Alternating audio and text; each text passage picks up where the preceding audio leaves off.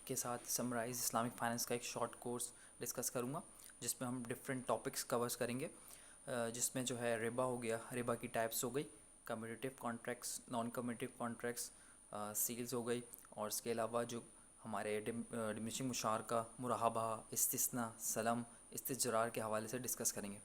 तो सबसे पहले हम स्टार्ट करते हैं रिबा से। रिबा क्या है? बेसिकली इसकी शॉर्ट डेफिनेशन ये है कि every loan that more than is actual amount is called Riba. Basically हम अगर किसी को कर्ज़ देते हैं 100 रुपये, तो उस पर अगर हम ज़ायद लेंगे या 110 रुपये ले लिए तो वो सूद हो जाएगा। 10 रुपये जो होंगे वो सूद में काउंट होगा, और ये कहलाएगा रिबन नासिया। जैसा कि हदीस मुबारक है, मैं कुल्लु कर्ज़िन जर्रा मनफ़अत फ़हुव रिबा, हर वो कर्ज़ जो अपने साथ नफ़ा लाएगा वो सूद है। इसी तरह रिबा उल फ़ज़ल भी है। रिबा उल फ़ज़ल में 6 कमोडिटीज़ का जिक्र है हदीस मुबारक में। हदीस का मफ़हूम है सोना सोने के बदले, चांदी चांदी के बदले, गंदुम गंदुम के बदले, जो के बदले, नमक नमक के बदले, और खजूर खजूर के बदले। जब लिया और दिया जाए तो बराबर बराबर होना चाहिए और 10 ब 10 होना चाहिए। इनमें कमी पेशी या उधार सूद के हुक्म है। सपोज़ अगर मैं किसी से कहता हूँ कि मुझे खजूरें चाहिए, और किसी के पास अच्छी क्वालिटी की हैं और मेरे पास बुरी क्वालिटी की, और मैं उसके पास जाऊँ कहूँ कि 2 बुरी क्वालिटी का खजूर मुझसे ले लो और एक अच्छी क्वालिटी की ले दो, तो ये सूद में आ जाएगा। तो उसको क्या चाहिए कि मार्केट में वो 2 खजूरें बेचे और फिर उन पैसों से अच्छी क्वालिटी की खजूर ख़रीद ले। तो ये थे रिबा नासिया और रिबा फ़ज़ल। अब हम बात करते हैं कम्यूटेटिव कॉन्ट्रैक्ट और non commutative contracts. Commutative contracts basically होता क्या है? उक़ूद मुआवज़ा में से। उक़ूद मुआवज़ा ये है कि जिसके एवज़ कोई मुआवज़ा लिया जाए, जिसमें सेल है, लीज़ है, पार्टनरशिप्स हैं। सबसे पहले हम जो डिस्कस करेंगे उसमें है सेल। जैसे कि कुरान मजीद में वहल्लल्लाहुल बै व हर्रमर रिबा, अल्लाह ने बै को हलाल किया और सूद को हराम किया। तो बै में क्या है? कोई भी कीमत रखने वाली चीज़ को दूसरी कीमत रखने वाली चीज़ से बदलना, यानी कि किसी चीज़ की कोई वैल्यू हो, उसको म्यूचुअल अंडरस्टैंडिंग से एक्सचेंज कर लेना दूसरी वैल्यूबल चीज़ से, तो उसको हम सेल कहते हैं। सेल अच्छा कब वैलिड होती है? उसकी 4 चीज़ें, मतलब कोई अक्ट होगा, जिस चीज़ की सेल हो रहा है उसके पहले सबसे पहले उसका अक्ट होगा, सब्जेक्ट मैटर होगा, सही है, उसके कोई पोजीशन होगा, उसका प्राइस होगा। तो सबसे पहली जो चीज़ है ये वो अक्ट है। तो हम अक्ट के बारे में पहले डिस्कस कर लेते हैं। अक्ट जो है बेसिकली कोई भी मुआहदा है किसी भी चीज़ को बेचने का या ख़रीदने का, 2 या 2 से ज़्यादा पार्टीज़ के दरमियान, उसको हम कहते हैं अक्ट।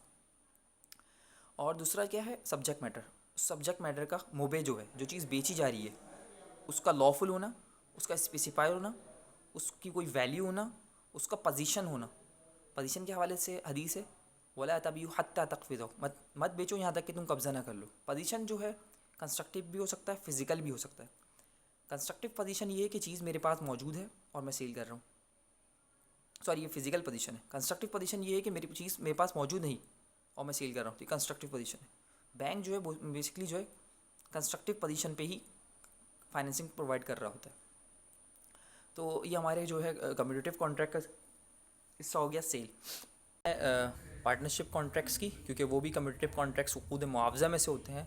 पार्टनरशिप कॉन्ट्रैक्ट में पहला कॉन्ट्रैक्ट जो है वो मुशारका है और दूसरा जो है मुदारबा है। पहले मुशारका डिस्कस कर दें। मुशारका अरबी ज़ुबान के लफ्ज़ शिरकत से वजूद में आया, तो शिरकत को हम आज समझेंगे कि शिरकत होता क्या है। शिरकत हदीस से भी साबित है। हदीस कुदसी का मफ़हूम है, आप सल्लल्लाहु अलैहि वसल्लम ने फरमाया अल्लाह ताला 2 शरीकों के दरमियान तीसरा शरीक है जब तक वो ख़यानत न करे। जब वो ख़यानत करते हैं अल्लाह ताला इनके दरमियान से निकल जाता है। तो शिरकत जो है बेसिकली पार्टनरशिप है। पार्टनरशिप जो है किसी को बिज़नेस को करने के लिए भी की जा सकती है, तो वो शिरकत और मिल कर आएगी। अगर पार्टनरशिप इस गर्ज से की जा रही है कि 2 लोग मिलकर कोई प्रॉपर्टी ले रहे हैं, बिज़नेस उनका मकसद नहीं है, तो वो शिरकतुल मिल्क कहलाएगी। शिरकतुल मिल्क जो है वो इख्तियारी भी हो सकती है और गैर इख्तियारी भी हो सकती है। इख्तियारी ये है कि आपने और मैंने मिलकर कोई घर लिया, हम दोनों का इख्तियार था, तो ये इख्तियारी हो गई। गैर इख्तियारी ये हुई कि वर्सा में से किसी का इंतकाल हो गया, किसी के माँ बाप का, तो उन्होंने जो है गैर इख्तियारी तौर पे वो प्रॉपर्टी आपके नाम पे हो गई, बच्चों के नाम पे हो गई, तो ये गैर इख्तियारी हो गई। शिरकतुल मिल्क की ये डिटेल हो गई। शिरकतुल अक़्द जो बिज़नेस के लिए किया जाता है, उसमें भी शिरकतुल वजूह है, शिरकतुल अम्वाल है। तो पहले हम देखते हैं शिरकतुल अम्वाल क्या होता है। शिरकतुल अम्वाल ये होता है कि 2 लोग मिलकर अपना माल किसी बिज़नेस पर्पज़ के लिए लगाएं और जो उससे प्रॉफिट हासिल हो वो एग्री रेशियो के तहत डिस्ट्रीब्यूट कर लें। और शिरकतुल अमाल में जो होता है कोई सर्विसेज प्रोवाइड करते हैं, उससे जो हासिल होता है पैसे वो डिवाइड कर लेते हैं। अब हम बात करते हैं सेकंड जो है कम्यूटेटिव कॉन्ट्रैक्ट में, पार्टनरशिप में, सॉरी, मुदारबा। मुदारबा क्या होता है? मुदारबा भी शिरकत की एक शक्ल है, जिसमें एक रब्बुल माल होता है जो अपने पैसे दे रहा होता है, दूसरा मुदारिब होता है जो एक्सपर्टीज़ देता है। सपोज़ मैंने बैंक जो है मुदारिब है और कस्टमर जो है रब्बुल माल है। रब्बुल माल ने बैंक को पैसे दिए, बैंक उसके बिहाफ पे इन्वेस्टमेंट करता है, जो रिटर्न आता है वो रब्बुल माल को देता है। तो मुदारबा भी दो तरीके से होता है, रिस्ट्रिक्टेड और अनरिस्ट्रिक्टेड, मुदारबतुल मुक़य्यदा, मुदारबतुल मुतलक़ा। तो पहले बात करते हैं रिस्ट्रिक्टेड मुदारबा क्या होता है। रिस्ट्रिक्टेड मुदारबा ये होता है कि मैंने आपको पैसे दिए और कहा कि जे डॉट से शर्ट लेके आना या पैंट लेके आना, तो ये रिस्ट्रिक्टेड है। अनरिस्ट्रिक्टेड मुदारबा ये होता है कि मैं कहूँ कोई सी भी पैंट लेकर आना, तो ये जिसमें गरर की इजाज़त नहीं है। तो गरर क्या होता है? गरर जो है अनसर्टिनिटी है, गैर यकीनी कैफियत होती है। गरर इन कॉन्ट्रैक्ट भी हो सकता है, गरर इन सब्जेक्ट मैटर भी हो सकता है। पहले हम देखते हैं कि गरर इन कॉन्ट्रैक्ट क्या होता है। गरर इन कॉन्ट्रैक्ट ये होता है कि दो सेलों को मिलाना। मतलब मैं आपसे कहूँ कि मैं तुम्हें अपनी कार इस शर्त पे बेचूंगा, तब तुम मुझे अपना घर बेचो। तो ये दो सेल्स को एक ही कॉन्ट्रैक्ट में मिलाना है जिसकी इजाज़त नहीं है। इसी तरह किसी फ्यूचर इवेंट से सेल को वो करना कि भाई अगर मेरा बोनस आएगा तो मैं ये चीज़ ख़रीद लूँगा, तो इसकी भी इजाज़त नहीं है। और एक ये है कि सेल इस तरह से करना जिसमें सब्जेक्ट मैटर और प्राइस दोनों इन फ्यूचर हों। सपोज़ मैं कहूँ कि मैं आपसे कार ख़रीदूँगा फ्यूचर में, इसके प्राइस भी फ्यूचर में दूंगा, जिसको बै काली बिल काली कहते हैं, इसकी भी इजाज़त नहीं है शरीयत में। तो ये हो गया हमारे गरर के हवाले से बता दिया मैंने आपको। गरर जो कॉन्ट्रैक्ट्स में होता है। अब सब्जेक्ट मैटर्स में ये हो सकता है कि कोई चीज़ स्पेसिफाइड ना हो, जो चीज़ बेची जा रही है वो इसकी स्पेसिफिक करना पता हो। मैं कहूँ कि बस ये फ़लाँ चीज़ मैं आपको सेल करूँगा, उसकी कोई वैल्यू ना हो, उसके कोई प्राइस ना पता हो। कि मैं कहूँ बस मैं आपको एक कार बेच रहा हूँ, उसके प्राइस आपने उस कॉन्ट्रैक्ट में नहीं बताया कि कितने की है, और उसका पोजीशन ना हो, ना कंस्ट्रक्टिव ना फिजिकल पोजीशन। तो उस चीज़ में गरर नहीं होना चाहिए जो कम्यूटेटिव कॉन्ट्रैक्ट्स हो। यहाँ तक कि नॉन कम्यूटेटिव कॉन्ट्रैक्ट्स जो हैं उसमें गरर की इजाज़त है काफ़ी हद तक। जैसे नॉन कम्यूटेटिव कॉन्ट्रैक्ट्स में हिबा है। हिबा ये होता है कि किसी को कोई गिफ्ट देना। मैं कहूँ कि किसी से कि अगर आप फर्स्ट आए तो मैं आपको कार दूंगा या XYZ, और अगर ना दूँ तो इसमें कोई शरई कबाहत नहीं है। इसी तरह हिबा हो गया। हिबा के अलावा कर्ज है। कर्ज जो है एहसान की एक सूरत है, तो इसमें जितना कर्ज दिया जा रहा है वही कर्ज वापस लेना है। और अरियत हो गया। अरियत भी हदीस से साबित है। हदीस का मफहूम है, आप सल्लल्लाहु अलैहि वसल्लम ने एक जंग थी, उसके दौरान अबू सुफियान से तलवार ली थी। तो आप सल्लल्लाहु अलैहि वसल्लम ने कहा, अबू सुफियान ने कहा था कि गज़ कब्ज़े के तौर पे लेना चाहते हो? तो आप सल्लल्लाहु अलैहि वसल्लम ने फरमाया था कि नहीं, आरियतन लेना चाहता हूँ, जिसकी वापसी की ज़िम्मेदारी है। आरियत एक ऐसा कॉन्ट्रैक्ट है जिसमें ये होता है कि आप घर की कोई भी इस्तेमाल की चीज़ किसी से ले लें और उसको वापस करनी होती है। ये उसकी ऑनरशिप जो है, जिसकी मलकियत है, वो चेंज नहीं होती। सपोज़ मैं किसी को अरियत पे कोई सामान दूँ तो वो ऑनरशिप ट्रांसफ़र नहीं होती। ना इजारा में, लीज़ कॉन्ट्रैक्ट में ऑनरशिप ट्रांसफ़र होती है, ना अरियत में ट्रांसफ़र होती है। इसके अलावा और जो है एजेंसी है। एजेंसी भी जो है नॉन कम्यूटेटिव कॉन्ट्रैक्ट करते हैं डिफरेंट मोड ऑफ फाइनेंसिंग की जो इस्लामिक बैंक यूज़ करता है। इसमें सबसे पहला है डिमिनिशिंग मुशारका, जिसको शिरकत मुतनाक़सा कहते हैं, जो इस्लामिक बैंक हाउस फाइनेंसिंग के लिए यूज़ करता है। इसमें बेसिकली 3 कॉन्ट्रैक्ट्स हो रहे होते हैं। एक शिरकतुल मिल्क का हो रहा होता है, एक लीज़ का हो रहा होता है, और सेल का हो रहा होता है।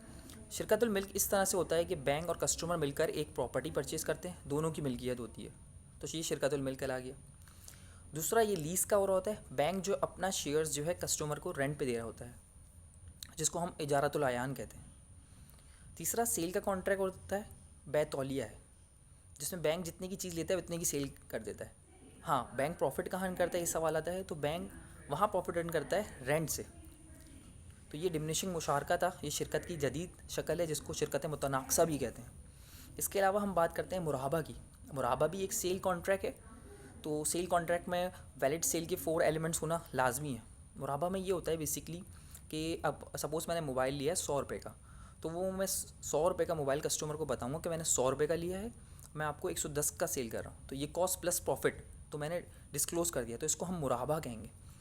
मुराहबा को bank as a mode of financing किस तरह से यूज़ कर रहा है, बेसिकली चीज़ के बैंक के पास तो चीज़ मौजूद नहीं होती जब कस्टमर आता है, तो बैंक कस्टमर से यूनिलेटर प्रॉमिस रहता है, बायलेटर प्रॉमिस नहीं होता, मतलब एक तरफ़ा प्रॉमिस लेता है कि आप मुझसे फ़लाँ चीज़ ख़रीदेंगे।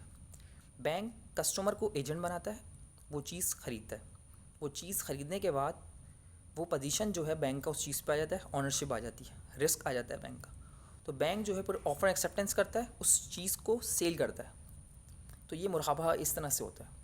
इस तरह से और डिफरेंट मोड ऑफ फाइनेंसिंग है, लाइक जो है as a mode of financing use करता है। इस्तेस्ना होता है ऑर्डर टू मैन्युफैक्चर, मतलब आप फ्यूचर सेल कर रहे होते हैं जिसमें कोई चीज़ सेलर के पास मौजूद नहीं होती, मतलब फ्यूचर में वो चीज़ और उसकी क्वांटिटी और किस मेयार की होगी वो आप तयन कॉन्ट्रैक्ट के वक्त ही कर लेते हैं। अच्छा, दो ही हमारे पास एक्सेप्शनल सेल हैं जो फ्यूचर सेल होती है, बाकी फ्यूचर सेल की इजाज़त नहीं है शरीयत में। एक है इस्तिस्ना और दूसरा है सलम। तो इस्तिस्ना में ये होता है कि आप पेमेंट पूरी भी कर सकते हैं, हाफ़ भी कर सकते हैं, और आपके ऊपर डिपेंड करता है कि म्यूचुअल अंडरस्टैंडिंग से पेमेंट कर सकते हैं। और चीज़ का मेयार पता होना चाहिए, उसकी क्वांटिटी पता होनी चाहिए। और दूसरा है हमारे पास तिजारा है। तिजारा में बेसिकली ये होता है कि फिनिश गुड्स होती है। जैसे इस्तिस्ना में मैन्युफैक्चर की जा रही थी, तिजारा में जो होता है फिनिश गुड्स होती है। कस्टमर बैंक के पास आता है, बैंक को सेल करता है, बैंक उसी कस्टमर को एजेंट बनाता है, ठीक है, फिर वो थर्ड पार्टी को सेल कर जाती है। उसमें ये देखना लाजमी है कि इसमें कोई बैइना ना हो, मतलब बायबैक ना हो। बैंक ने अगर कस्टमर से कोई चीज़ ख़रीदी है तो वो बायबैक सेल नहीं कर सकता कस्टमर को वापस, तो थर्ड पार्टी को सेल करना लाजमी है। हमको बेसिकली एग्रीकल्चर सेक्टर को के लिए यूज़ किया जाता है।